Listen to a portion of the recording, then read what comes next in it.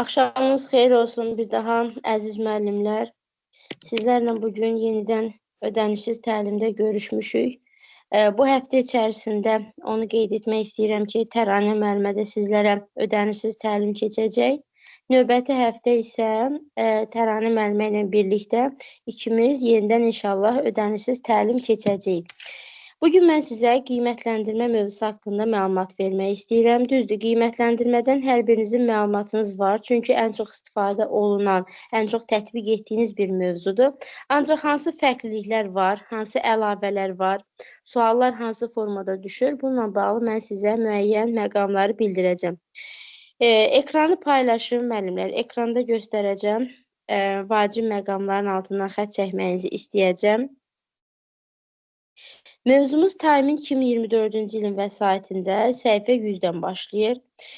Qiymətləndirməni bütöv şəkildə izah etməyəcəm. Sadəcə olaraq ən vacib məqamlar, qiymətləndirmənin prinsipləri, növləri haqqında məlumat verəcəm. Ən çox izah edəcəyim məqam rəy haqqında olacaq və rəy haqqında situasiyalar üzərindən sizlərə izah verəcəm. Qiymətləndirmənin nə olduğunu, nə üçün aparıldığını yəqin ki, hər biriniz gözəl bilirsiniz. Bu xırdalıqlara getməyəcəm. Qiymətləndirmənin növlərini bilirsiniz. Milli qiymətləndirmə, beynəlxalq qiymətləndirmə, yekun qiymətləndirmə və məktəb daxili qiymətləndirmə. Biz müəllimlərin nə milli, nə beynəlxalq, nə də yekun qiymətləndirmə. Bunların heç birindən işimiz yoxdur. Bizim əsas işimiz məktəb daxili qiymətləndirmədir. Və məktəb daxili qiymətləndirməndə öz növbəsində 3 hissəyə ayırırıq. Diaqnostik qiymətləndirmə, formativ qiymətləndirmə və summativ qiymətləndirmə. Summativ də kiçik və böyük olmaqla 2 yerə ayrılır. Milli, beynəlxalq və yekun bunlar haqqında qısaca məlumat verim sizə. Milli qiymətləndirmə odur ki, müxtəlif siniflərdə ayrı-ayrı fənlər üzrə keyfiyyət dəyişikliyini müəyyən etmək üçün aparılır. Dövlət tərəfindən aparılır.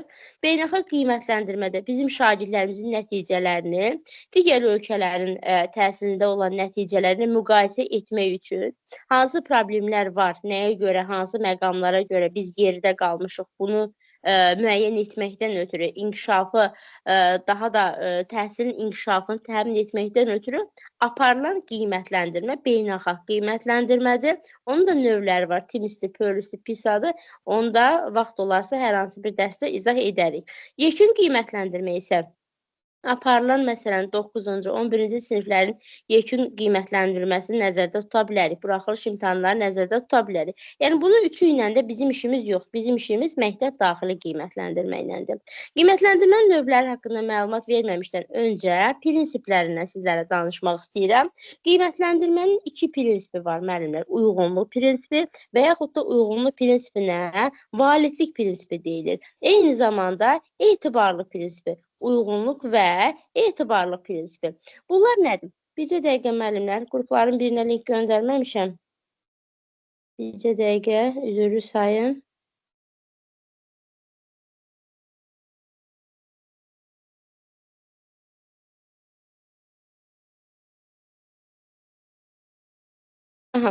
Deməli müəllimlər, biz dedik birinci uyğunluq prinsipi və etibarlıq prinsipi. Uyğunluq prinsipi odur ki, biz hazırladığımız tapşırıqları keçdiyimiz mövzulara uyğun tərtib edirik. Məsələn, siz birinci bölməni keçmisinizsə, birinci bölməyə aid suallar salacaqsınız. İkinci bölməni keçmisinizsə, ikinci bölməyə aid suallar tərtib edəcəksiniz. Yəni, keçmədiyiniz mövzudan şagirdlərə sual tərtib etmirsiniz. Həmçinin keçmədiyiniz mövzudan şagirdlərə sual vermirsiniz. Nə gündəlik olaraq, nə deyək ki, summativ sualların hazırlanmasında.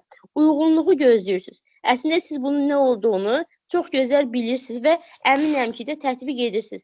Hansı müəllim keçmədiyi mövzudan şagirdə sual verər ki, heç bir müəllim. Bu nə imiş? Bu uyğunluq prinsipinin gözlənilməsi deməkdir müəllimlər. Bir də etibarlı prinsipi. Etibarlı prinsipi nədir? Müəllim qiymətləndirməni aparır və həmin apardığı qiymətləndirməni bir müddətdən sonra həmin sualları şagirdlərə yenidən verir. Məsələn, birinci dəfə şagird 80 bal alıbsa, ikinci dəfə həmin sualları şagird işləyəndə o 80 bala yaxın ballar almalıdır, ona yaxın qiymət almalıdır. Məsələn, şagird birinizdə 80 bal alıbsa, ikinci şagird 40 bal, 30 bal ala bilməz. Arada bu qədər kəskin fərq ola bilməz.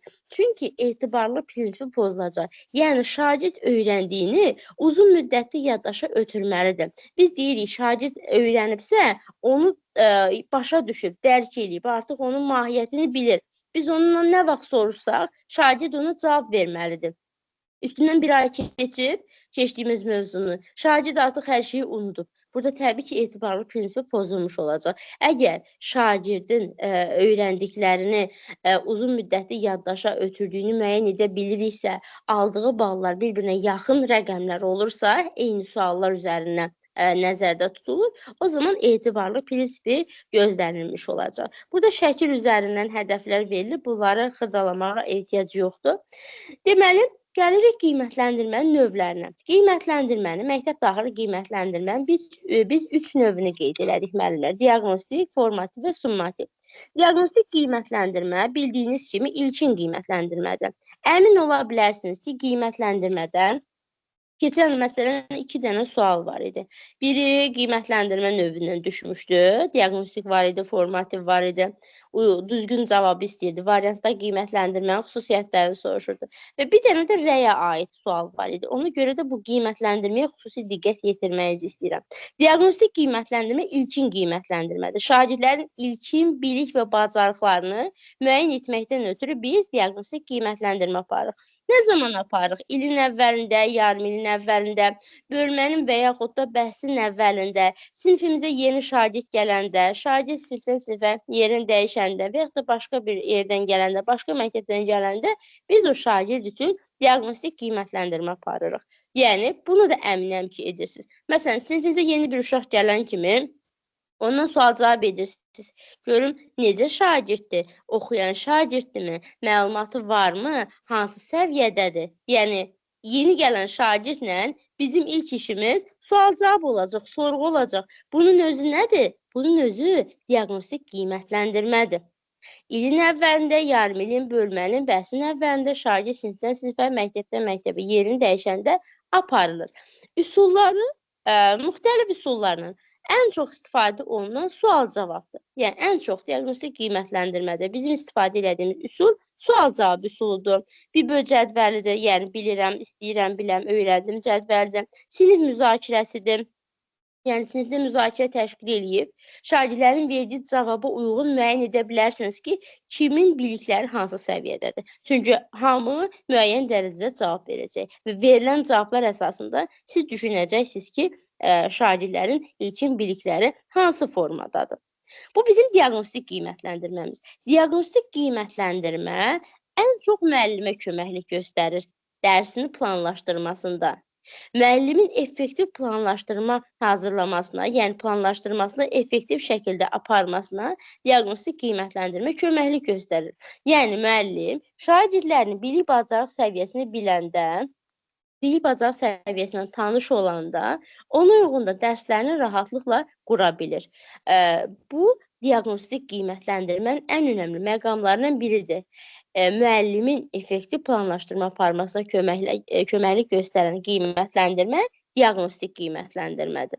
Diaqnostik qiymətləndirməni diferensial təlimdə də adını çəkirik. Diferensial təlimdə bilirsiniz ki, biz şagirdlərimizin hazırlıq səviyyəsini nəzərə alırıq, öyrənmə tərzini nəzərə alırıq, bir də şagirdlərimizin marağını nəzərə alırıq. O hazırlıq səviyyəsi ki var, orada biz diaqnostik qiymətləndirməni nəzərdə tuturuq. Yəni, müəllim diaqnostik qiymətləndirmə aparırsa, təbii ki, şagirdin bilik bacarıqlarla tanış olacaq, ona uyğun da dərslərini quracaq. Və bu da təbii ki, diferensial təlimi həyata keçirməyə aid olacaq. Diaqnostik qiymətləndirməni diferensial təlimdə də qeyd edirik, müəllimin effektiv planlaşdırmasında da qeyd edirik. Gəlirik formativ qiymətləndirməyə. Bizim ən çox işimiz formativ qiymətləndirmədir. Müəllimlər, deməli, biz diaqnostiki ilin, yarım ilin, bölmənin, bəhsin əvvəlində aparırıqsa, summativi yarım ilin, ilin, bölmənin, bəhsin sonunda aparırıqsa, yerdə qalır formativ, onu həmişə aparırıq. Biri əvvəldə, biri sondadır diaqnostik summativ. Amma bu formativ hər gün bizimlədir. Biz hər gün aparırıq formativ qiymətləndirmə. Ona görə də biz formativ qiymətləndirmə haqqında daha geniş müzakirə edəcəyik. Formativ qiymətləndirmə məzmun standartının, yəni şagirdlərin məzmun standartlarını nə dərəcədə çatdığını yoxlamaqdan ötürü aparılan qiymətləndirmədir. Şagirdlərin fəaliyyətini izləmək üçün, onların gündəlik olaraq dərsin məqsədinə nə dərəcədə çatdığını müəyyən etməkdən ötürü biz formativ qiymətləndirməni aparırıq.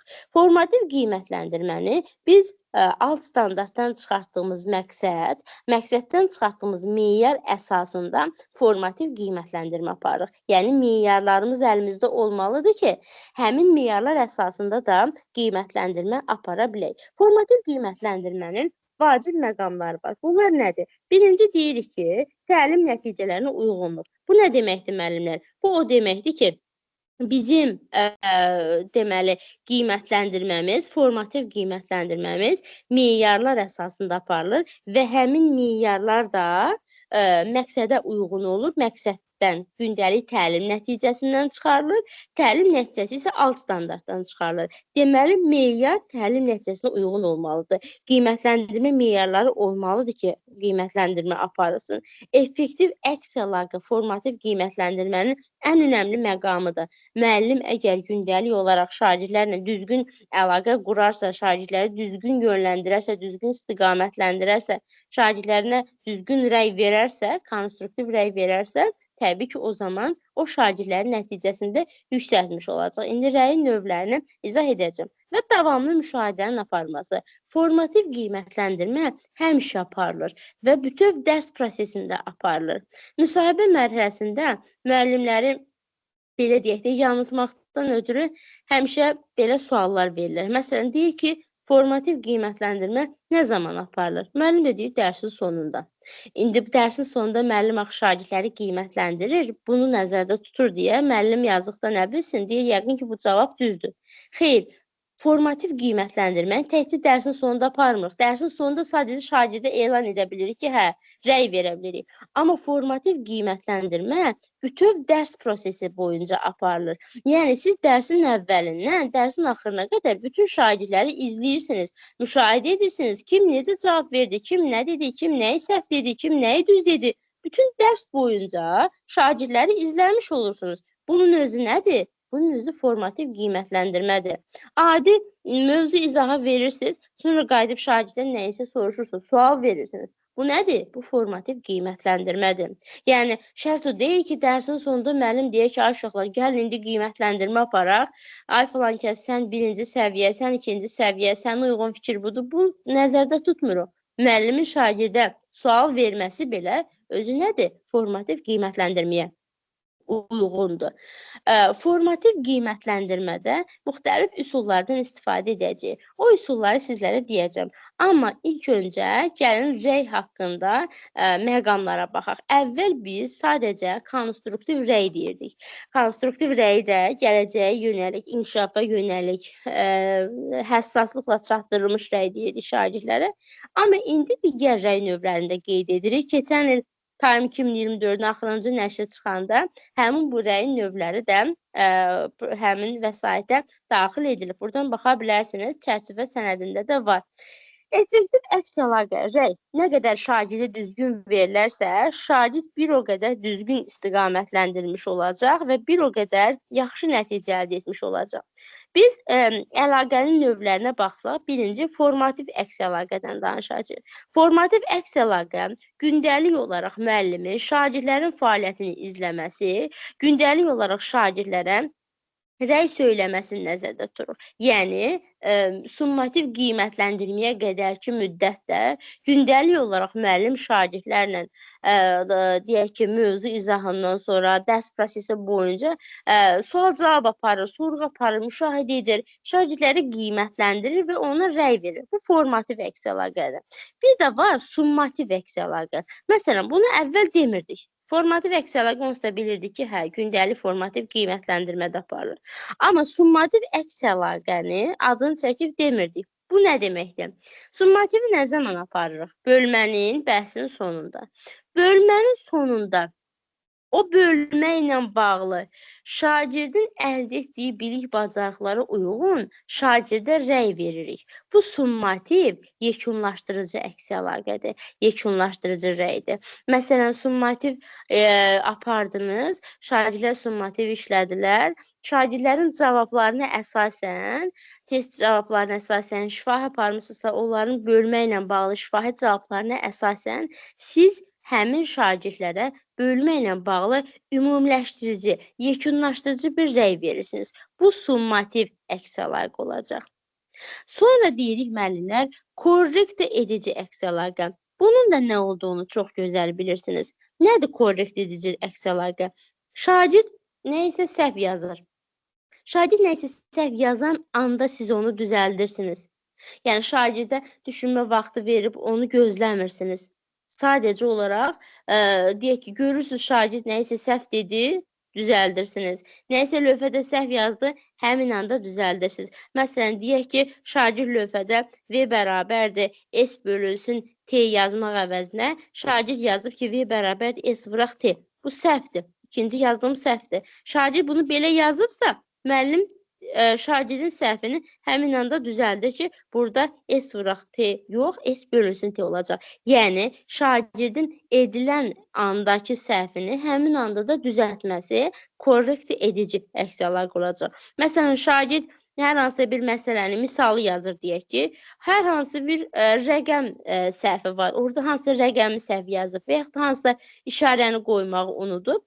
Təbii ki, hansı rəqəm səhvdirsə, hansı işarə yoxsa cavab da alınmayacaq. Həmin anda müəllim o səhvi düzəldir. Və yaxud da ingilis dili, xarici dilləri, digər dillər fərqi yoxdur. Şagird hər hansı bir sözü düzgün tələffüz eləmir. Müəllim dayandırır, özü tələffüz eləyir, doğru versiyasını şagirdə eşitdirir. Yəni, həmin anda şagirdin səhvini düzəldir. Korrekt edici deyəndə, müəllimlər, yəni şagirdin səhvini həmin anda, yəni şagirdin səhv etdiyi anda düzəldirsiniz. Yenə deyirəm, bu sizin bilmədiyiniz bir şey deyil, bildiyiniz bir şeydir. Təsviri əks əlaqə. Təsviri əks əlaqədə biz şagirdlərimizin müsbət tərəflərində vurğulaya bilərik, çatışmayan tərəflərində vurğulaya bilərik. Amma şagirdə istiqamət vermirik. Konstruktiv rəylə təsviri rəyin, təsviri əks əlaqənin fərqi ondan ibarətdir ki, konstruktiv rəydən şagirdin müsbət tərəfini deyirik, şagirdin mənfi tərəfini deyirik, yəni çatışmayan tərəfini, nəyi səhv etdiyini deyirik və o şagirdən istiqamət veririk. Bundan sonraki addımlarda nə etməli olduğunu şagirdə bildiririk. Bu konstruktiv rəydir. Əgər mən şagirdin səhvini necə düzəldəcəyini şagirdə göstərirəmsə, söyləyirəmsə, şagirdə istiqamət verirəmsə, bu konstruktiv əks əlaqə olacaq. Yox, əgər mən şagirdə istiqamət vermirəmsə, sadəcə şagirdin gördüyü işi təsvir edirəmsə, müsbət mənfi məqamlarını qeyd edirəmsə, bu təsviri əks əlaqə olacaq. Yəni, sadəcə təsvir etdim. Amma nə edəcəyini deyirəmsə, növbəti dərsdə, bu artıq konstruktiv əks əlaqə olacaq.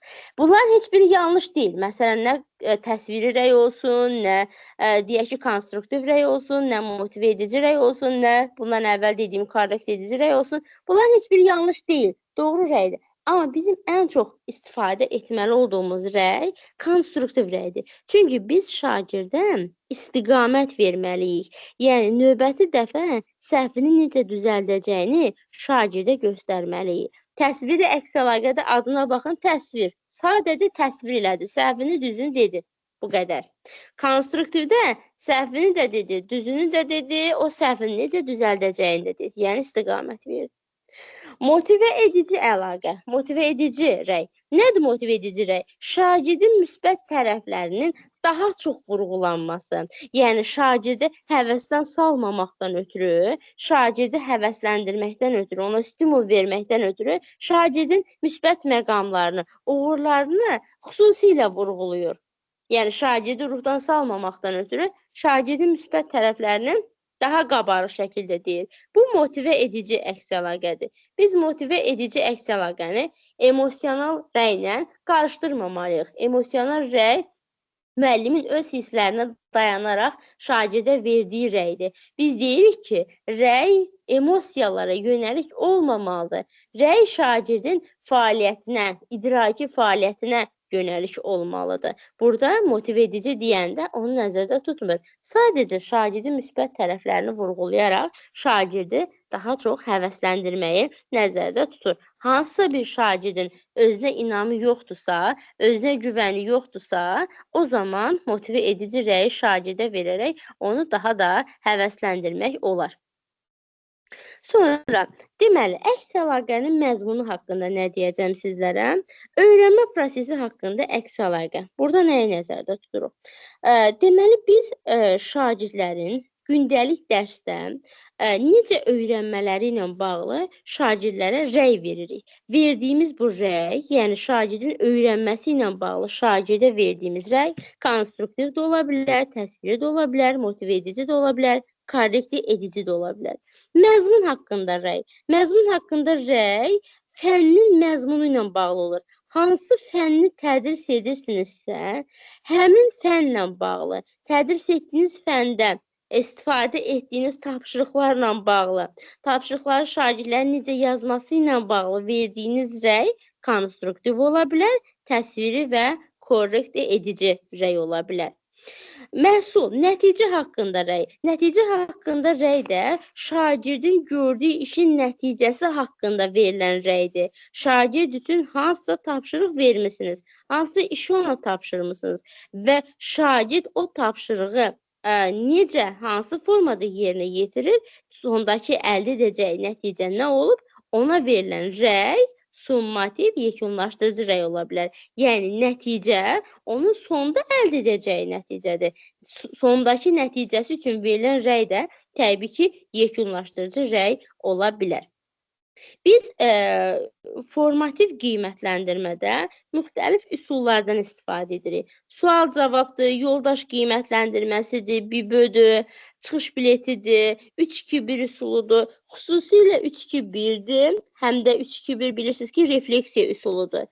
Çıxış biletidir, bunlardan həm refleksiya üsulu, həm də formativ qiymətləndirmə üsulu olaraq istifadə edirik. Əlavə olaraq yoldaş qiymətləndirməsi, özünü qiymətləndirmə, sual-cavab, sinif müzakirələri, BİBÖ cədvəli, bunlar formativ qiymətləndirmənin aparılması üçün istifadə olunan üsullardır, vasitələrdir.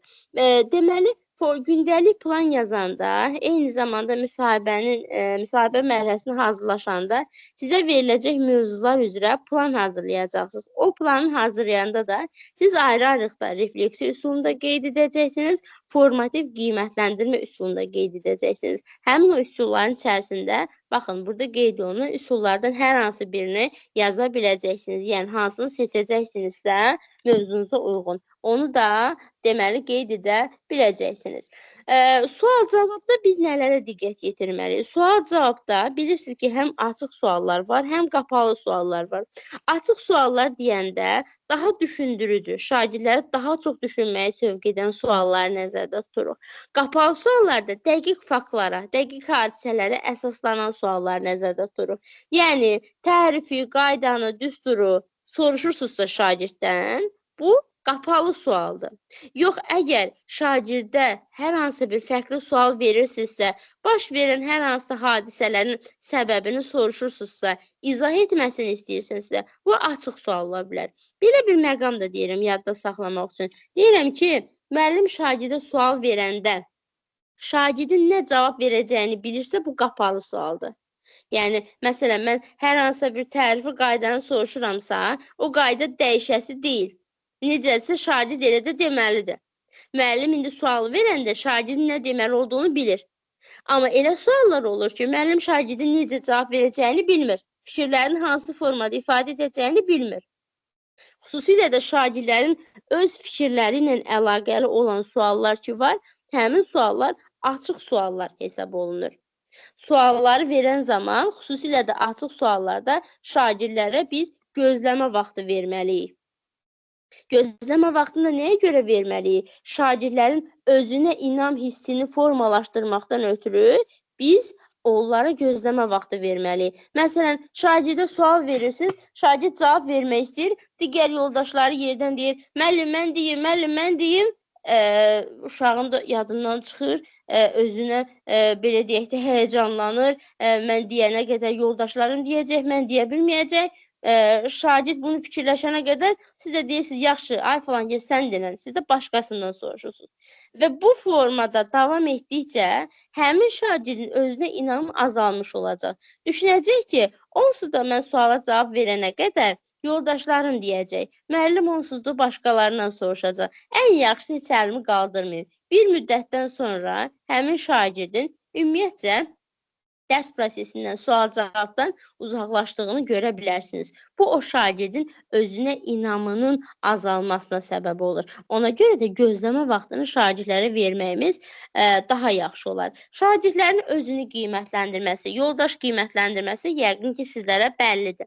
Özünü qiymətləndirmədə şagird özü öz fəaliyyətini qiymətləndirir. Şagird metakognitiv bacarıqlarını, metakognitiv biliklərini artırmış olur. Öz fəaliyyətində çatışmayan cəhətlər nələrdir? Çətinlik çəkdiyi məqamlar nələrdir? Bunu müəyyən edir. Yoldaş qiymətləndirməsində isə şagirdlər bir-birlərini qiymətləndirmiş olur. Məsələn, müəllim cütlərlə iş formasından istifadə eləyib, tərəflər, cütlər bir-birlərini qiymətləndirmiş olacaq. Həm özünü qiymətləndirmədə, həm yoldaş qiymətləndirməsində də verilən müəyyən meyarlar əsasında qiymətləndirmə aparıla bilər. Çıxış bileti həm refleksiya üsulumuzdur, həm də formativ qiymətləndirmə üsuludur. Şagirdin gündəlik olaraq dərsdə öyrənməsi ilə bağlı verilən sualları cavablamasıdır. Məsələn, şagirdə deyə bilərsiniz ki, bugün dərsdə nələri öyrəndim? Bugün öyrəndiyim yeni məlumatlar hansılar idi? Yəni, verilən suallar əsasında şagird özü öz fəaliyyətini qiymətləndirmiş olacaq. Gəlirik ən vacib məqama, rubriklər. Rubrik cədvəldir, müəllimlər. Xüsusi meyarları olan, bələdçi rolunu oynayan cədvəldir, qiymətləndirmə cədvəlidir. Biz rubriki 3 hissəyə ayıracağıq. Meyarlar, keyfiyyət səviyyəsi və meyarlara uyğun keyfiyyət səviyyəsi. Meyar nədir? Meyar şagirdlərdə nəyin qiymətləndiriləcəyini müəyyən edir. Yəni, nə əsasında qiymətləndiririk? Hansı meyar əsasında qiymətləndiririk? Bu meyarlara aid olacaq. Yəni, məsələn, biz şagirdi nəyə əsasən qiymətləndiririk? Yəni, hansısa bir xüsusiyyətlərini əsasən qiymətləndiririk. Məsələn, siz müsahibə mərhələsi verəcəksiniz. Müsahibə mərhələsində sizi müəyyən meyarlar əsasında qiymətləndirəcəklər. Mövzunu təqdim etməyiniz, ünsiyyət qurmağınız, pedaqoji prosesi təşkil etmə bacarığınız, yəni dərsi necə qurmağınızla bağlı, orada danışmağınızla bağlı. Ondan sonra sizin psixoloji vəziyyətiniz, orada psixoloq sizə suallar verə bilər, sizi hətta həyəcanlandıra bilər, sizi belə deyək də stresə sala bilər həmin anda. Siz özünüzü ələ almağa bacarmalısınız. Çünki bu sadaladığım məqamlar meyarlardır. Yəni, nəyin əsasında qiymətləndirilirsə, bu meyar olacaq müəllimlər. Məsələn, belə bir nümunə deyirəm. İndi buradakı nümunəni qeyd eləyəcəm. Belə bir sadə nümunə deyirəm. Məsələn, deyirəm ki, mən bir dənə şirniyyat bişirmişəm. Sizə də deyirəm ki, bunu qiymətləndirin. Meyar olaraq da sizdən istəyirəm ki, bir vaxtdan necə istifadə etmişəm, yəni nə qədər müddət ərzində şirniyyatı bişirmişəm, şirniyyatın görünüşü necədir, şirniyyatın dadı necədir. Məsələn, 3 fərqli meyar istəyirəm sizdən. Bir görünüşü, bir dadı, bir də nə qədər vaxta hazır olması. Yəni, nəyi qiymətləndirirəmsə, o mənim meyarımdır. Meyarı da məqsəddən, yəni gündəlik təlim nəticəsindən çıxardırıq. Təlim nəticəsində alt standartdan çıxardırıq. İkinci keyfiyyət səviyyəsidir. Keyfiyyət səviyyəsi deyəndə müəllimlər 4 səviyyəni nəzərdə tuturuq. Birinci səviyyə, ikinci səviyyə, üçüncü səviyyə və bu dördüncü səviyyəni nəzərdə tuturuq. Və üçüncü meyarlara müvafiq keyfiyyət səviyyəsi deyəndə artıq birincidə hansı meyarları demişdiksə, həmin meyarları təzədən səviyyələr üzrə ifadə edirik. Bu meyarların keyfiyyət səviyyələrinə uyğunluğudur. Keyfiyyət səviyyələrində təsir olunmasıdır. Məsələn, ekranda verilən nümunədə Esse ilə bağlı rubrik nümunəsi verilib. 3 dənə meyar götür. Baxın, meyarın biri quruluşdur, biri məzmundur, biri də qrammatikadır. 3 dənə meyar var. Təzədən də bu 3 dənə meyarı 4 səviyyədə ifadə eləyib. Məsələn, metodik vəsaitdə sizin nümunə olaraq verilib yəqin ki, deməli, meyarları səviyyələr üzrə ifadə edir və səviyyələr də bir-birinə necə fərqlənir? 4-cü səviyyə ən üstün səviyyədir. 4-cü səviyyədə adətən yaxşı oxuyan şagirdlərimizin yaxşı oxuyan şagirdlərimizi necə qiymətləndiririksə, bütün müsbət fikirləri həmin 4-cü səviyyədə qeyd edirik. 3-cü səviyyə biraz ondan aşağı səviyyədir, 2 biraz ondan aşağı, 1-ci səviyyədə artıq şagird tam zəifdir. Yəni, burada səviyyələri bir-birindən fərqləndiririk. 1-ci, 2-ci, 3-cü, 4-cü səviyyələr uyğun fikir bildirilir. Məsələn, deyirik ki, burada qeyd olunan nümunələrdən birini deyim sizlərə. Hər kəs öz fənninə uyğun düşünə bilər. Metodik vəsaitləriniz də var. Meyarların səviyyələr üzrə göstərsin. Məsələn, müsahibədə icmal hazırlayanda da hələ sertifikasiya verməmisinizsə, onda sizə lazım olacaq. Meyarı 4 səviyyədə ifadə edəcəksiniz. Məsələn, deyir ki, mətnin axıcılığı oxu prosesi rahat və cəlbedicidir. Bu 4-cü səviyyə uyğundur. Çünki görürük ki, müsbət bir fikir söyləyib. Məzmun uyğun deyir ki, məzmunun bütün aspektlərini qeyd edir. İndi digər, məsələn, 3-cü səviyyədə birincə deyirik ki, mətnin axıcılığı, oxu prosesi rahat və cəlbedicidir. Məlumat və fikirlər məntiq ardıcılıqlı və axıcı olaraq yazır. Digərlərində görəcəyik ki, axıcılıq yoxdur, 2-ci səviyyədə. 1-ci səviyyədə görəcəyik ki, ümumiyyətcə məntiqi ardıcılıq və mövzu cümləsi yoxdur. Yəni, getdikcə zəifə doğru, 4-dən 1-ə doğru getdikcə zəifə doğru gedir. 4-cü səviyyə ən üstün səviyyədir. Biz rubrikin tərtibatına görə 2 növünü qeyd edirik, müəllimlər. Analitik rubrik, bir də holistik rubrik. Analitik rubrik sözünü yadda saxlayın. Analitik rubrikdə ayrı-ayrı meyarlar əsasında qiymətləndirmə aparılır. Analitik rubriki belə yadda saxlayın. AA, yəni analitik ayrı-ayrı. Görürsünüzmü? İkisində də A-dır. Analitik ayrı-ayrı meyarlar əsasında qiymətləndirmə aparılır. Məsələn, bayaq mən dediyim nümunənin özü analitik rubrika uyğun idi. Məsələn, dedim ki, görünüşünü qiymətləndirin, dadını qiymətləndirin, vaxtdan nə qədər səmərəli istifadə etmişəm, onu qiymətləndirin. Fərqli, ayrı-ayrı meyarlar varsa, bir neçə meyar varsa, bu deməli analitik rubrika aid olacaq. Amma bir meyar varsa, ümumi bir meyar əsasında qiymətləndirmə aparılırsa, bu holistik rubrikdir. Deməli, holistikdə ümumi meyarlar əsasında qiymətləndirmə aparılır. Analitikdə ayrı-ayrı meyarlar əsasında qiymətləndirmə aparılır. Məsələn, riyazi məsələləri həll edə bilməsi, həlli yolunu bilməsi, həlli üsulunu izah edə bilməsi. 3 fərqli meyar var. Amma məsələn, tarix fənni üçün verilən nümunəyə baxsanız, görəcəksiniz bircə dənə cümləni 4 səviyyədə ifadə edir. Yəni, sadəcə mürəkkəbə doğru. Bir dənə meyar götürür, ümumi bir meyar. Ayrı-ayrı meyar varsa, bir neçə meyar varsa, bu analitik olacaq. Dediyim kimi, AA-dan yadda saxlayın.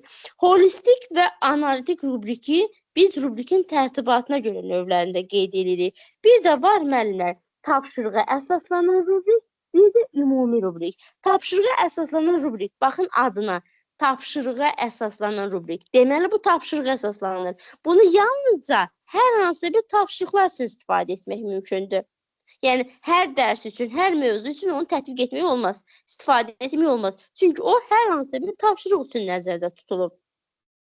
Amma ümumi meyarlar, ümumi rubrik bütün dərslərdə istifadə oluna bilər. Ümumi şəkildə təyin olunmuş meyarlardır. Ümumi şəkildə təyin olunmuş rubrikdir. Tapşırığa əsaslanan sırf xüsusi seçilmiş dərslərdə hansı tapşırıqlar istifadə olunacaqsa, o tapşırıqlara uyğun hazırlanan rubrikdir. Bizim şagirdlərə verdiyimiz rəy, müəllimlər, dedik ki, effektiv olmalıdır. Effektiv rəy isə biz konstruktiv rəy deyəcəyik. Şagirdi inkişafa yönəldən, inkişafa aparan rəy qeyd edirik. Rəyi biz keçmişə yönəlik yox, gələcəyə yönəlik verməliyik. Bu, Azərbaycan dilində feilin keçmiş və indiki zamanı, gələcək zamanı ona çox bənzəyir. Yəni əgər onu bilirsinizsə, bilirsiniz ki, hər hansı bir hadisə keçmişdə baş verirsə, bu keçmiş zamana aiddir. Yox, hələ baş verəcək, bu gələcək zamana aiddir. Rəydə də, testlərdə rəy tapanda baxacaqsınız ki, bu artıq baş vermiş hadisəyə sadəcə fikir bildirir. Növbəti dəfə nə edəcəyini demir, bilin ki, keçmişə yönəlik rəydir. Amma növbəti dərsdən, növbəti dəfə şagirdin nə edəcəyini deyirəmsə, şagirdə istiqamət verirəmsə, bu gələcəyə yönəlik rəy olacaq. Şagirdə istiqamət verirsə, bu gələcəyə yönəlik rəy olacaq. Sadəcə şagirdin gördüyü işi təsvir etsə, bu keçmişə yönəlik rəy olacaq. Rəy emosiyalara yox, idraki fəaliyyətə yönəlik olmalıdır. Yəni şagirdin gördüyü işi əks etdirməlidir. Rəy spesifik olmalıdır. Dəqiq, düzgün, aydın olmalıdır. Rəy şagirdlərə vaxtında verilməlidir. Şagird bugün aktiv şəkildə sizə cavab verirsə, çox əziyyət çəkib, öyrənib dərsi, yaxşı gəlib cavab verir ki, sizdən xoş bir söz eşitsin. Siz də necə olursa başınız qarışıq olur və yaxud da ürəyiniz rəy vermək istəmir, heç də demirsiniz. O şagird təbii ki, sizdən cavab gözləyir, sizdən xoş bir söz gözləyir. Həvəsdən düşəcək. Bir neçə dərs sonra siz ona desəz ki, falan vaxtı belə yaxşı cavab vermişdin, belə aktiv olmuşdun və s. Təbii ki, onun bir nəticəsi olmayacaq. Özünüzdən götürün. Məsələn, deyək ki, səhərdən axşama qədər evdə hər hansı bir iş görmüsünüz, çox yorulmusunuz. Axşam evə gələn ailə üzvləri sizə xoş bir söz söyləyəndə, sanki sizin o yorğunluğunuzu götürmüş olur. Və siz daha da həvəslə növbəti günlərdə də o işi yerinə yetirə bilərsiniz. Amma sizə heç də deməyəndə elə yorğunluğunuz da sanki özlərinizdə qalacaq. Heç o işi bir də görmək istəməyəcəksiniz. Yəni şagird də belədir. O şagirdi vaxtında rəy versək, vaxtında gördüyü işin məqamında biz ona rəy versək, fikir söyləsək, onu həvəsləndirmiş olarıq. Onun daha da həvəslə çalışmasına şərait yaratmış olarıq. Biz şagirdlərə verdiyimiz rəyi məqsədə uyğun müəyyən edirik. Yəni, dərsin məqsədinə uyğun olaraq şagirdə rəy veririk.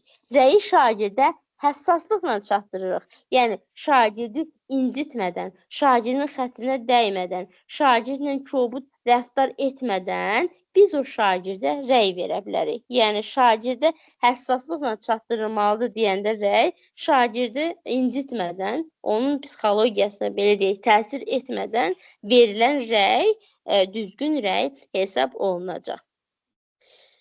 Deməli, summativ qiymətləndirmədən də bir neçə məqamı deyim, ondan sonra nümunə situasiyalar üzərindən sizlərə izah verəcəm. Summativ qiymətləndirmənin nə olduğunu bilirsiniz, KSG-dir, BSG-dir, bütün günləriniz onsuz da KSG, BSG-nin içərisində keçir. KSG kiçik summativ qiymətləndirmə bölmənin bəhsin sonunda aparılır, yarım ilin, ilin sonunda da aparılır eyni zamanda. BSG isə yalnız yarım ilin, ilin sonunda aparılır. Böyük summativ qiymətləndirmə 4-cü, 9-cu və 11-ci siniflərdə bütün fənlərdən aparılır. Digər siniflərdə isə 3 əsas fən Azərbaycan dili, riyaziyyat və ingilis dili bu fənlərdən aparılır. 1, 2, 3 bu siniflərdə BSG yoxdur. Birinci sinifdə isə ümumiyyətcə nə kiçik summativ qiymətləndirmə var, nə də ki, böyük summativ qiymətləndirmə yoxdur. Yəni, birinci sinifdə nə KSG, nə BSG yoxdur. Summativ qiymətləndirmənin nəticələri 4 səviyyə uyğun olaraq ballar əsasında müəyyən olunur. Birinci səviyyə 0-30 bala, ikinci səviyyə 30-60 bala, üçüncü 60-80, dördüncü 80-100 bala uyğundur. Əgər sizin balınız onluq kəsrlə alınıbsa, vergüldən sonra neçə olur olsun, ondan sonraki rəqəm götürülür. Əvvəl belə idi ki, riyazi qaydaya əsaslanaraq yuvarlaqlaşdırma aparılırdı. Məsələn, bir neçə il bundan əvvələ kimi, deyək ki, 80,1 idisə, vergüldən sonra 1 olduğuna görə bu 80 götürülürdü. Yəni, yuvarlaqlaşdırılırdı ki, 1, 2, 3, 4 olanda yerində qalırdı. 5 və 5-dən yuxarı rəqəmlər olanda da bir vahid artırılırdı. Amma indi belə deyil, müəllimlər.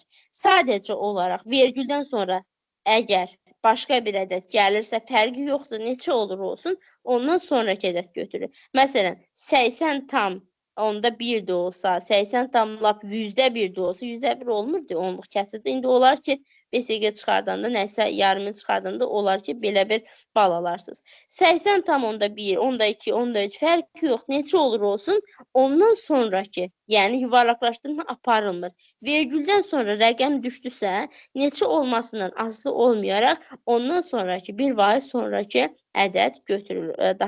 Ondan sonraki rəqəm götürülür.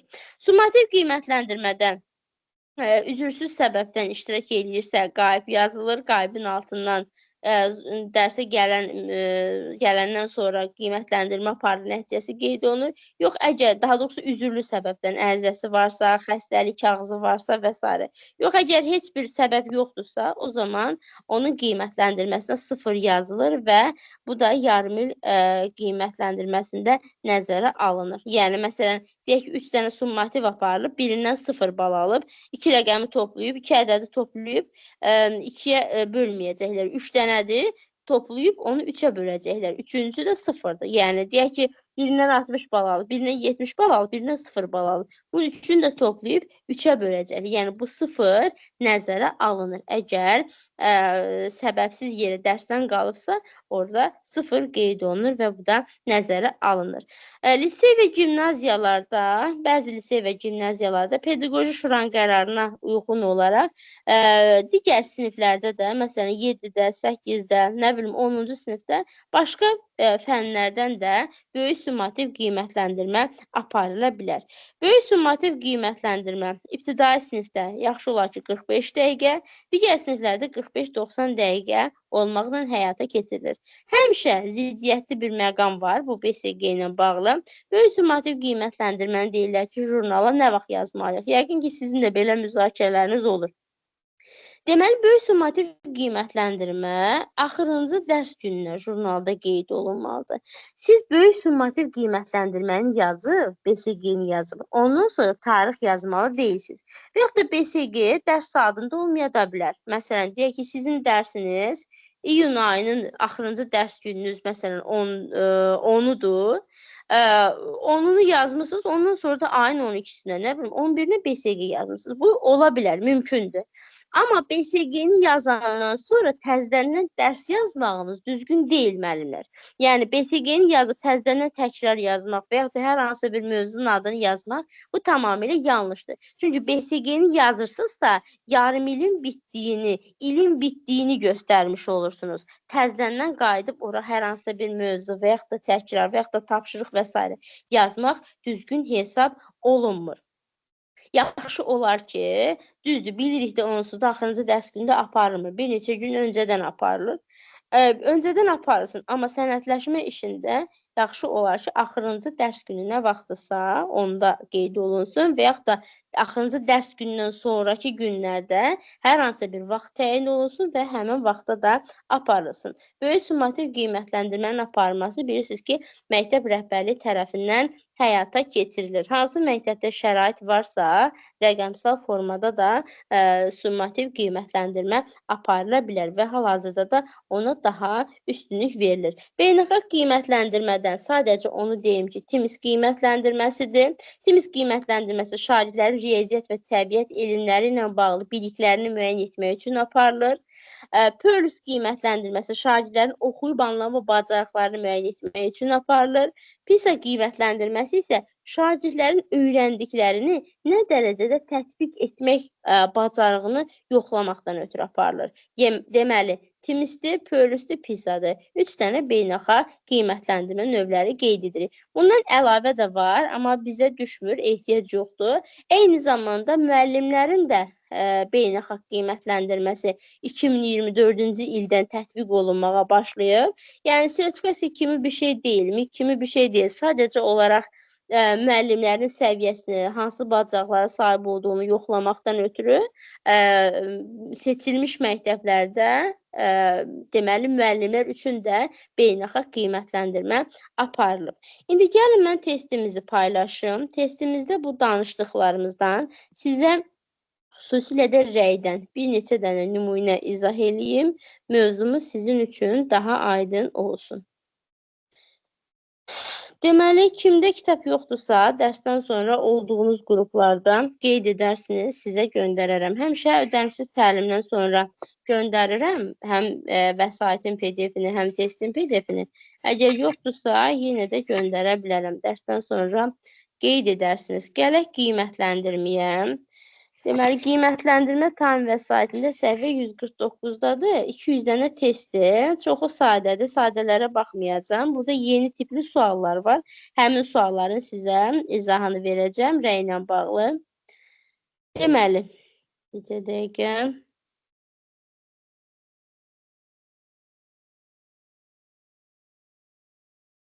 Mən sualı oxuyan zaman sizlər də sualla bağlı düşünün. Cavabı tapmağa çalışın. Sonra da mən izah edəndən sonra öz fikirlərinizi görün, doğrudur yoxsa yanlış. Məsələn, 171-ə baxıram. Verilmiş rəy nümunələrindən hansı şagirdin inkişafını təmin etmək üçün effektiv deyil? Effektiv deyil deyirsə, deməli siz yanlış rəy tapmalısınız. Şagirdi inkişafa aparan yox, inkişafdan saxlayan rəy tapmalısınız. Gəlin baxaq, yəni konstruktiv yox, destruktiv rəy tapmalısınız. Konstruktiv şagirdi inkişafa aparan rəydir, destruktiv də onun əksidir. Təqdimat zamanı əsas anlayışları hər tərəfli izah etdin. Bax, bu müsbət tərəfi. Şagirdə xoş bir söz dedim. Həyati nümunələrdən istifadə etməyin həqiqətən də çıxışının maraqlı olmasına yardım etdi. Bu da müsbət məqamdır. Olduqca sürətli danışırdın. Dinləyicilərin məlumatları anlaması üçün biraz tempini tənzimləməyə ehtiyac var. Deməli, burada müəllim şagirdin problemini də dedi, səhvini də dedi. Çatışmayan cəhəti o oldu ki, şagirdin sürətli danışırmış. Və müəllim deyir ki, şagirdə dinləyicilərin məlumatları anlaması üçün biraz tempini tənzimləməyə ehtiyac var. Burada biz müəllimin şagirdə verdiyi rəydə müsbət tərəfi də, çatışmayan tərəfi də aydın şəkildə görə bilirik və inkişafa ehtiyacı olan tərəfi də aydın şəkildə görə bilirik. Baxaq B variantına. Yoldaşlarının təqdim etdiyi arqumentləri diqqətlə nəzərdən keçirib, onlardan cavablarında istifadə etməyin dinləmə bacarığından xəbər verir. Bu müsbət məqamını söylədi. Bir-birinizin fikirlərinə əsaslanmaq komanda üzvlərinizlə əməkdaşlığınızın effektivliyini artırdı. Burada da müsbət məqamların deyil, lakin emosiyalarını idarə etməyə diqqət etməyini tövsiyə edirəm. Şagirdin çatışmayan tərəfi deməli nə imiş? Emosiyalarını idarə edə bilmirmiş və emosiyalarını idarə etməsini istəyir. Şagirdin müsbət tərəfində, çatışmayan tərəfində, yəni nəyi düzəltməlidir, onu da şagirdə vurğulayır. Bu da effektiv rəydir. Təqdimat zamanı dinləyicilərlə göz təması qurursunuz. Bu da onları cəlb etməyə və kömək edir. Qrafik və şəkillər kimi vizual vasitələrdən istifadə etmək fikirlərinizi aydın şəkildə çatdırmaqda yardım edə bilər. Burada da şagird istiqamət verir. Verdiyi istiqamət nədir? Deyir ki, şəkil kimi vizual vasitələrdən istifadə etməyin fikirlərini aydın şəkildə çatdırmaqda sənə kömək edir. Yəni demək istəyir ki, şəkil və vizual vasitələrdən istifadə elə. Daha yaxşı fikrini çatdıra biləcəksən. Burada da şagird istiqamət verir, doğrudur. Qrup müzakirəsi zamanı fikirlərini bölüşməzdən əvvəl yoldaşlarının fikirlərini fəal şəkildə dinlədin. Müsbət məqamdır bu. Ancaq tapşırıqların bir çoxunu səhv yerinə yetirdiyindən sosial bacarıqların inkişafı əhəmiyyət kəsb etmir. Burada demədi şagird nə etsin bundan sonraki dəfə. Demədi ki, şagird özünü necə düzəlsin, səhvini necə düzəlsin, bundan sonra nə etsin. Yəni, bu rəy effektiv rəy olmayacaq. Birinci, müsbət tərəfini vurğuladı. Amma sonra deyir ki, tapşırıqların bir çoxunu səhv yerinə yetirdiyindən sosial bacarıqların inkişafı əhəmiyyət kəsb etmir. Ümumiyyətcə, şagirdin tapşırığı səhv yazması onun sosial bacarıqları ilə bağlı olmaya da bilər. Sosial bacarıqlar deyəndə şagirdin əməkdaşlıq, ünsiyyət bacarıqları ola bilər. Şagird ola bilər ki, tapşırığı düzgün yazar, amma onun ünsiyyət bacarıqları zəifdir. Yəni, həm əlaqəsizdir verilən cümlə, həm də ki, şagirdə nə etməli olduğunu aydın şəkildə göstərmir. Yəni, səhvinin nə olduğunu aydın şəkildə göstərmir. Sadəcə hər hansı bir cümlə deyil. Qrup işi zamanı fəallıq göstərirsən. Bu müsbət haldır. Müsbət məqam olsun, lakin müzakirə zamanı tez-tez sinif yoldaşlarının sözünü kəsirsən. Burada çatışmayan məqamı qrup işi zamanı qarşı tərəfi sonadək dinləmək də vacibdir. Deməli, şagirddən nə istəyir? Qarşı tərəfi sona qədər dinləməsini istəyir. Deməli, bu da doğrudur. Burada yanlış olan D variantıdır. Məsələn, gəlin fərqli bir suala da baxaq. Deməli, 176-cı sualdakı kimi hansı pedaqoji yanaşmaya ziddir? Bu tip suallara rast gələ bilərsiniz, həm qiymətləndirmədə, həm də digər mövzularda. Sualı düzgün yazmaq üçün ilk öncə sualı necə tapılmasını başa düşməyinizi istəyirəm. Yəni, sualın özünü başa düşsəniz, cavabı da tapa biləcəksiniz. Bu tip suallarda verilən situasiyada görün çatışmayan nəsə varmı? Verilən situasiyada müəllimin atdığı addımlar doğrudurmu, yoxsa yanlışdırmı? Məsələn, müəllim orada nələri doğru eləyib? Ona zidd olanı soruşursa, onun əksinə olan bir variant axtaracaqsınız. Məsələn, gəlin 176-ya baxaq.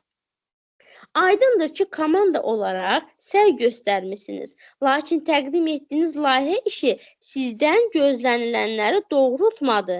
Hazırladığınız məhsulda yaradıcılıq elementləri kifayət qədər deyil. Ümid edirəm ki, növbəti dəfə daha effektiv nəticə üçün səhvlərinizi düzəldəsiniz. Deməli, burada biz gəlin ilk öncə düşünək ki, bu rəy düzgün rəydirmi, şagirdi inkişaf etdirirmi, şagirdə verilmiş düzgün rəydirmi? Yəni, bunu müəyyən edək. Müəllim müsbət məqamını deyir. Deyir ki, görə müsbət məqam deyirmi? Deyir, komanda olaraq səy göstərmisiniz. Yəni, bir çalışmısınız. Deyək ki, müsbət məqam bu olsun. Layihə işi sizdən gözlənilənləri doğrultmadı. Deməli, edə bilməyiblər, yerinə yetirə bilməyiblər. Hazırladığınız məhsulda yaradıcılıq elementləri kifayət qədər deyil. Çatışmayan cəhətləri deyir. Ümid edirəm ki, növbəti dəfə daha effektiv nəticə üçün səhvlərinizi düzəldərsiniz. Burada şagirdə düzgün rəy verilməyib, effektiv rəy verilməyib, şagirdi düzgün istiqamətləndirmir. Deyir ki, növbəti dəfə düzəldərsiniz səhvini. Bu yazıq necə düzəlsin? İstiqamət ver də. Nə etsin? Necə etsin? Yəni, şagirdə istiqamət versə, onun səhvlərini daha tez düzəltməsinə müəllim şərait yarada bilər. İndi gəlin variantlara baxaq. Biz elə bir cavab götürməliyik ki, rəy ilə bağlı olsun və düzgün rəy olsun. Burada çünki görürük ki, rəy ilə bağlı verib və yanlış verib. Çatışmayan məqamlar çoxdur. İnformasiyanın şagirdlərə necə təqdim edilməsindən asılı olaraq, onlarda müxtəlif intellekt növünün inkişafına şərait yaratmaq olar. A variantında bir yanlışlıq yoxdur. Amma bizim situasiyamızdan əlaqəsi yoxdur. Biz nə axtarırıq? Rəy.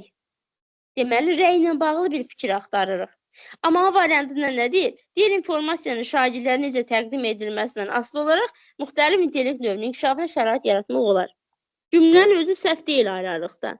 Bəli, məsələn, informasiyanın şagirdlərə məlumatı necə çatdırırıqsa, ona uyğun şagirdlərin, məsələn, 8 intellekt növü var. 8 intellekt növünün hər hansı birini inkişaf etdirmək mümkündür. Yəni, bu öz-özlüyündə doğrudur, amma situasiya ilə əlaqəsi yoxdur. Şagirdlərin tənqidi təfəkkürün inkişafını təmin etmək üçün onlara müxtəlif problemli situasiyalar təqdim etmək olar. Bu da tamamilə doğrudur, yanlış deyil. Yəni, yanlış bir fikir deyil. Düz deyir, tənqidi təfəkkürü inkişaf etdirməkdən ötürü problemli situasiya verir ki, şagird müzakirə eləsin, məsələlərə tənqidi yanaşsın. Amma bizdən istənilən deyil. Fikir özü düzdür, amma bizdən istənilən deyil. Bizdən deyir ki, bu addım hansı pedaqoji yanaşmaya ziddir? Bu, rəy ilə bağlı bir sualdır. Rəy ilə bağlı bir cavab axtarmalıyıq. Təlim zamanı konstruktiv mövqeyinin nümayiş etdirilməsi şagirdlərin səhvlərindən öyrənməyə yönəldir. Onlara inkişaf üçün aydın yol göstərir. Bu nədir? Bu rəydir. İnkişaf üçün aydın yol göstərirsə, deməli şagirdə verilən konstruktiv rəydən söhbət gedə bilər. Biz şagirdi inkişafa yönəltmək istəyirik, inkişaf etdirmək istəyirik. Şagirdin nə etməli olduğunu, səhvlərinin nə olduğunu şagirdə vurğulayırıq ki, o şagird növbəti dəfə o səhvlərini düzəldə bilsin. Deməli, rəy ilə bağlıdır. C variantı tamamilə doğrudur. Burada C variantında rəyə aid olan bir doğru fikir verib. Və situasiyanın özündə isə yanlış rəydir. Deməli, nəyə ziddir? Rəyə ziddir. Deyək ki, hansı pedaqoji yanaşmaya ziddir? Ona görə də cavab C-ni götürürsünüz. Sonra D-də tədris prosesi zamanı şagird davranışının müşahidəsi müəllimi onların öyrənmə prosesində iştirak səviyyələrini artırmaq üçün nələr edə biləcəyi ilə bağlı məlumatlandırır. Bu da düzdür, səhv deyil, amma rəylə bağlı deyil. Müəllim şagirdlərdə yoldaşlarının emosional və idraki proseslərini anlamaq bacarığı formalaşdırmaqla onların komanda işində əməkdaşlığını təmin edir. Bu da yanlış deyil, amma yenə bizim situasiyamızdan əlaqəsi yoxdur. Bizə rəylə bağlı bir cavab lazımdır. Məsələn, gəlin baxaq 179-a. Təqdimatınız sizə təqdim olunan rubrikin meyarlarına uyğun şəkildə hazırlanıb. Müsbət məqam. Proses zamanı əməkdaşlığınız, bir-birinin sonuna qədər dinləməyiniz sizin yumuşaq bacarıqlarınızın olmasından xəbər verir. Yumuşaq bacarıqlar deyəndə əməkdaşlıq bacarığı, ünsiyyət bacarığı, liderlik bacarığı nəzərdə tutula bilər.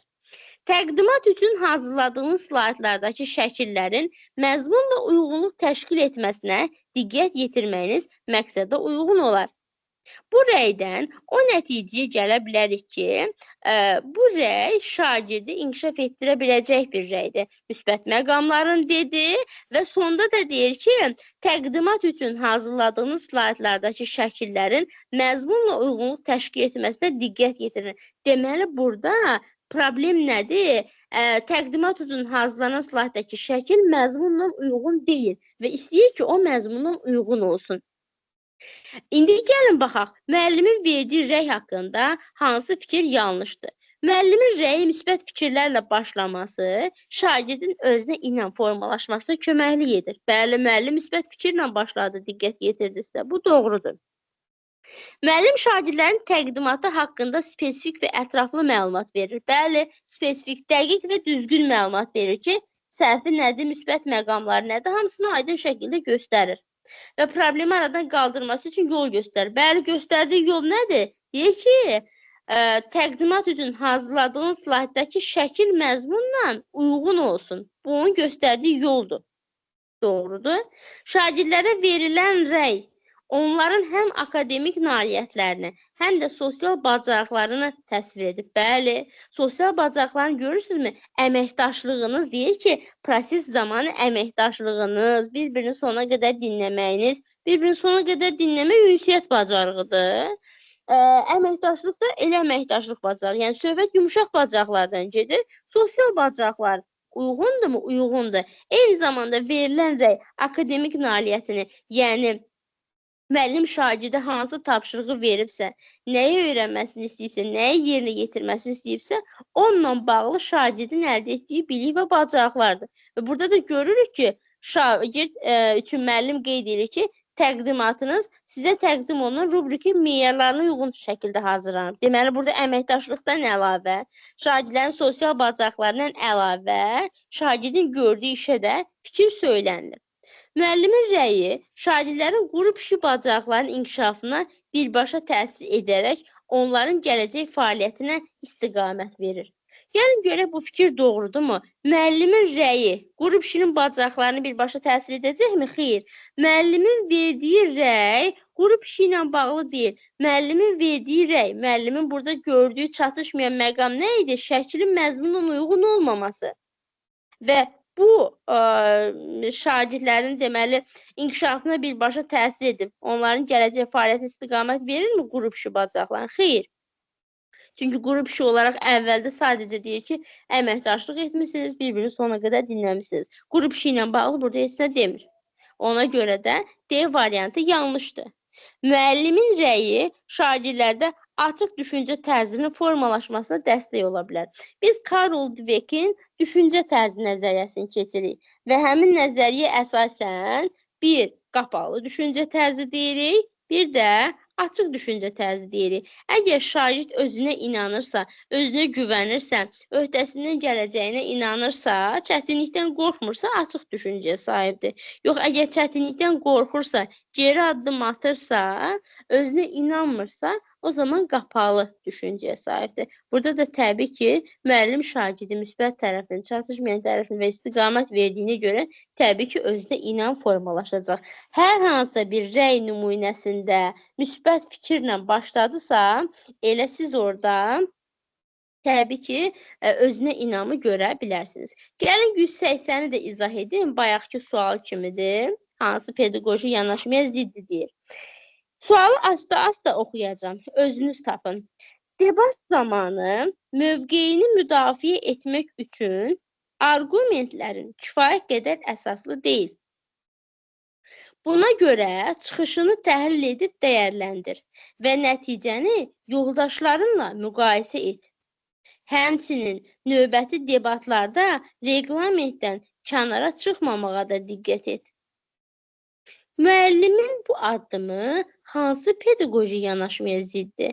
Variantları oxumamışdan həmişə ən birinci verilən situasiyanı özünüz bir mühakimə eləyin. Görün bu rəyi müəllim yaxşı mı verib, yəni effektiv rəy mi verib, yoxsa müəllim effektiv rəy verməyibmi? Məsələn, verilən rəy mənim xoşuma gəlmədi. Niyə? Çünki müsbət fikirlə başlamadı. Elə birbaşa başlayan kimi yazıq şagirdi danladı.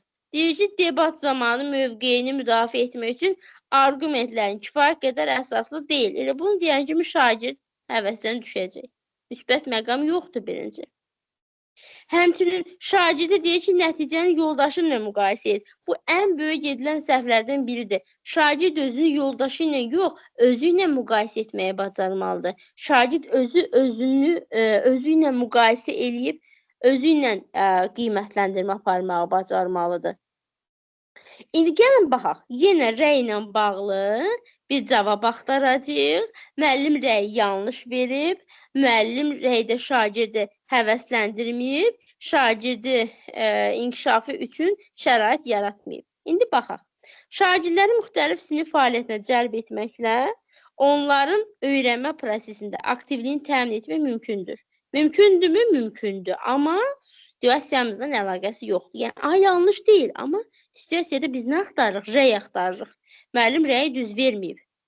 Şagirdlərin sinif qaydalarına əməl edib etmədiklərini müşahidə edib, onlarda davranış pozuntusuna səbəb olan hallar barədə informasiya əldə etmək mümkündür. Bu da doğrudur, amma yenə əlaqəsi yoxdur situasiyamızla. Şagirdlərin fəaliyyətindəki uğurlu məqamlara istinad etməklə onlarda özünə inam formalaşdırmaq. Bəli, burada müəllim nə etməli idi? Birinci, müsbət məqamını vurğulamalı idi, şagirdi həvəsləndirməli idi, sonra mənfi tərəfini vurğulamalı idi, sonra da şagirdə istiqamət verməli idi. O zaman müəllim şagirddən yaxşı nəticəni əldə edə biləcəkdir, yaxşı nəticəni şagirddən ala biləcəkdir. Şagirdin sosial, emosional bacarıqlarının inkişafına şərait yaradıb, onun müxtəlif fənlərə marağını artırmaq və təlim prosesində fəallığını təmin etmək olar. Onlar düzdür, yenə situasiyamızla əlaqəsi yoxdur. Yəni, rəydir və rəyə uyğun da cavab axtarırsınız. Valideynlər və digər fən müəllimləri ilə müzakirələr nəticəsində şagirdlərin təlim ehtiyaclarını müəyyənləşdirib, ona müvafiq şagirdləri istiqamətləndirmək mümkündür. Bu da doğrudur, yenə situasiyamızla əlaqəsi yoxdur. Bir dənə də gəlin 182-yə baxın. Verilmiş rəy nümunələrindən hansı effektiv deyil? İxtisas biliklərinizdən istifadə etməklə əldə etdiyiniz məlumatların təhlilini aparmağınızı təqdir edirəm. Müsbət məqamı olsun. Bu mümkün həlli yollarının səmərəliyini təmin etməkdə sizə yardım edəcək. Şagirdə göstərir ki, bunun sənə faydası nə olacaq? Təbii ki, effektiv rəydir. Müəyyən edilmiş təlimatlar daxilində irəliləməyin prosesə müsbət təsir edir. Faktlar əsasında mühakimə yürütməyə çalışsan da çətinlik çəkirsən. Bu bacarığını lazımi səviyyədə inkişaf etdirməyə ehtiyac var. Bu rəy yanlış rəydir müəllimlər. Niyə? Çünki konkret istiqamət göstərmir. Deyir ki, bu bacarığını lazımi səviyyədə inkişaf etdirməyə ehtiyac var. Necə eləsin? Necə lazımi səviyyə çatdırsın? Məsələn, şagird təlimat daxilində irəliləyə bilir. Yəni, deyilənləri yerinə yetirir. Bu situasiyada onu başa düşürük ki, şagird ona deyilənləri yerinə yetirə bilir. Faktlar əsasında mühakimə yürütməyə çalışır, amma düzgün yerinə yetirə bilmir. Burada şagirdə müəllim istiqamət vermir. Sadəcə deyir ki, lazımi səviyyədə inkişaf etdirməyə ehtiyac var. Necə inkişaf etdirsin? Məsələn, müzakirələrdə daha çoxmu iştirak etsin, müzakirələrdə daha aktivmi olsun və s. Yəni, demir nə etsin. Ona görə effektiv rəy deyil. Davranış qaydalarına əməl etməyiniz uğurlu ünsiyyət qurmağınıza səbəb olur. Yoldaşlarınızın fikirləri ilə daha geniş tanış olmaq üçün açıq suallardan istifadə edə bilərsiniz. Burada da konkret istiqamət verir. Verdiyi istiqamət nə oldu? Deyir ki, yoldaşlarınızın fikirləri ilə daha geniş tanış olmaq üçün açıq sualdan istifadə edin. Verdiyi istiqamət şagirdlərin açıq sualdan istifadə etməsini istəməsidir. Problemi həll edərkən digər peşə sahiblərinin fikirlərindən yararlanmağınız müsbət haldır. Bununla məzmunu dolğunlaşdırırsınız. Sizcə vizual təsvir yaratmaq problemi anlamağa kömək edəcəkmi? Bu da effektivdir. Burada da bir yanlışlıq yoxdur. Problemin həlli yollarını müəyyənləşdirərkən inteqrasiya bacarığınızdan istifadə etməyiniz yaxşıdır. Vaxtı səmərəli şəkildə idarə etmək, hər addımı tamamlamaq üçün müəyyən vaxt təyin etmək faydalı olar. Burada da nəyin faydalı olacağını, yəni nə etməli olmasını şagirdə göstərir. Bu da effektiv rəydir. Effektiv olmayan hansıdır? Bir dənə 182-də B variantı olacaq. Bu rəy effektiv rəy deyil, müəllimlər. Deməli, rəydə nələrə diqqət yetirirsiniz? Rəydə, rəyin inkişafa yönəlik olmasına, şagirdin gələcək fəaliyyətini əks etdirməsinə, spesifik olmasına, həssaslıqla çatdırılmasına, müsbət tərəfi vurğulayıb, ondan sonra mənfi tərəfi vurğulayıb, sonra da istiqamət verməsinə. Bu üçü bir aradadırsa, konstruktiv rəydir. Sadəcə müsbət və mənfi məqam varsa, bu təsviri rəydir. Bayaq dediyim müəllimlər, təsviri əks əlaqədə sadəcə təsvir eləyir. Konstruktiv rəydə isə müsbət tərəfi, çatışmayan tərəfi və o çatışmayan tərəfi necə düzəldəcəyini qeyd edir, istiqamətləndirir. Gəlin bir dənə də sual izah edim. Məsələn, deməli 200-ə baxaq, axırıncı suala baxaq. Dərs ilinin ilk günündə müəllim diaqnostik qiymətləndirmə keçirir. Diaqnostik qiymətləndirmə suallarını heç yaza bilməyən şagird ağlayır və özünün zəif olduğunu düşünür. Müəllim şagirdə verdiyi hansı rəy problemi aradan qaldırmaqda daha effektiv olar. Elə bilin ki, sentyabrın 15-də diaqnostik qiymətləndirmə aparırsınız, bir də görürsünüz ki, uşaqlardan biri ağlamağa başlayıb. İndi siz elə bir rəy verməlisiniz ki, o uşağın ağlamağı dayansın. Yəni, şagird özünü ələ almağı bacarsın. Gəlin baxaq, suallara cavab vermək üçün əvvəlki illərin mövzularını az-az təkrarlasan, vəziyyəti yaxşı istiqamətə dəyişə bilərsən. Bu elə də effektiv deyil. Çünki sadəcə burada şagirdlərə deyirsiniz ki, təkrarla. Şagird özü də bilir ki, təkrarlasa, yaxşı olar. Yəni, sizin ona bunu deməyiniz effektiv nəticə verməyəcək. Diaqnostik qiymətləndirmə rəsmi qiymətləndirmə olmadığını sualları yaza bilməməyin problem deyil. Bu da tamamilə yanlış. Biz diaqnostik qiymətləndirməni nəyə görə gözdən salaq ki, şagirdə deyək, narahat olma, yaza bilməsən də heç bir qorxusu yoxdur. Yəni, bunu deməyimiz düzgün deyil axı. Diaqnostik qiymətləndirmə nəticələri yarımillik qiymətləndirmə nəticələrini təsir etmədiyindən suallarda çətinlik çəkməyin heç bir qorxusu yoxdur, rahat ola bilərsən. Bu da ən pis rəydir, ən bərbad rəydir. Nə olsun ki, diaqnostik qiymətləndirmənin yarımillik nəticəsinə təsiri yoxdur.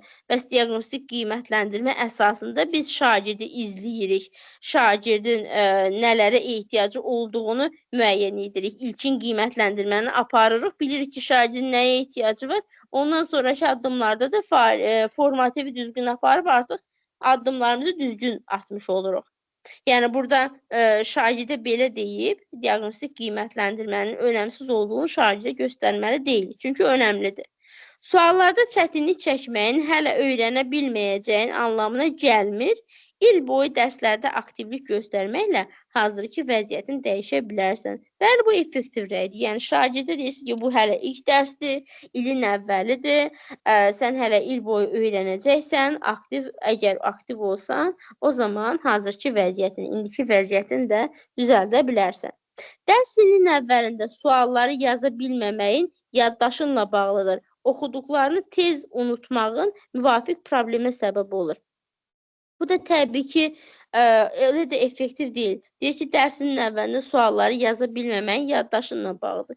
Biz bunu deyib şagirdi yenə niyə həvəsdən salaq ki? Sadəcə olaraq şagirdi biz həvəsləndirməliyik, ruhlandırmalıyıq, özünə inamını formalaşdırmalıyıq. Əgər bir şagird suala cavab verə bilməyəndə ağlayırsa, deməli emosiyalarını idarə edə bilmir, özünə inamı, özünə güvəni yoxdur. Biz özünə inam hissini, özünə güvən hissini şagirdlərdə formalaşdırmağı bacarmalıyıq. Bir dənə də gəlin ümumi qiymətləndirmədən, rəydən yox, digər suallardan baxaq.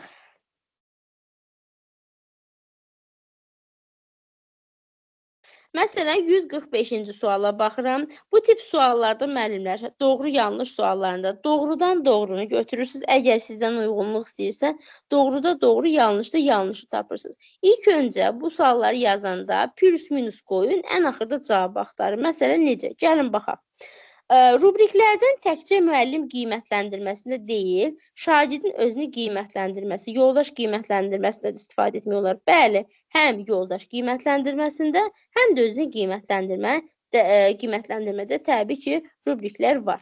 Layihə işi yalnız rubriklərlə qiymətləndirilərkən effektiv olur. Xeyr, burada yalnız sözü işləri korlayır. Burada yalnız sözünə görə yanlışdır.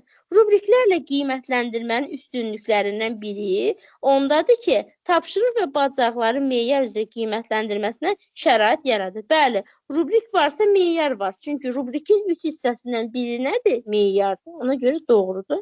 Holistik rubrik bütün meyarları həm eyni anda, həm də detallı şəkildə apararaq qiymətləndirməyə xidmət edir. Holistikdə ayrı-ayrı deyildi. Holistikdə ümumi bir meyar idi. Bu analitikə aid fikirdir. Burada deyir ki, detallı şəkildə aparıramsa, deməli mənim burada ayrı-ayrı meyarlarım var. Bir neçə meyarım var. 4 yanlışdır. Holistik yox, analitik olmalıdır. Deməli, 1 və 3 düzdür, 2 və 4 doğrudur. Cavab seçəndə 1, 3 seçməyin müəllimlər. Cavab seçəndə doğrudan doğrunu götürün 1, yanlışdan yanlışı götürün 4. Yəni 4 düzgün deyil, amma 4-ü götürəcək. Niyə? Çünki bizdən uyğunluq istəyir. Doğruda doğrunu, yanlışda da yanlışı götürürük. O da olacaq nə? 1 və 4. Deməli, müəllimlər, bugün mən sizlərə qiymətləndirmənin növləri, rəy haqqında məlumat verdim. Düşünürəm ki, hər biriniz üçün faydalı oldu. Vaxt etdikcə yenə ödənişsiz təlimlər keçəcək. Bu həftə Təranə müəllimə yenə sizlərə ödənişsiz təlim keçəcək. Birini bugün mən keçdim, birini Təranə müəllimə keçəcək.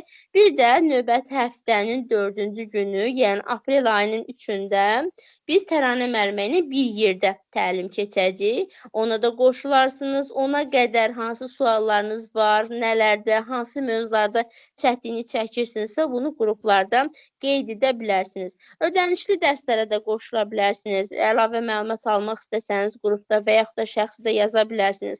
İmtahana onsuz da az vaxt qalıb. Yəni aprel qrupu ilə həftədə 3 dəfə dərs keçəcək. Amma ondan sonraki qruplarda çox çətin olur mövzuları öyrənmək. Gərək həftədə 4 dəfə, 5 dəfə siz dərsə qoşulasınız ki, proqramı bütöv şəkildə bitirəsiniz. Belə, inşallah ki, hər biriniz üçün bugünkü keçdiyimiz dərs faydalı olar. Hər birinizə uğurlar arzulayıram. Qoşulduğunuz üçün də hər birinizə təşəkkür edirəm. Sağ olun müəllimlər, gecəniz xeyrə qalsın.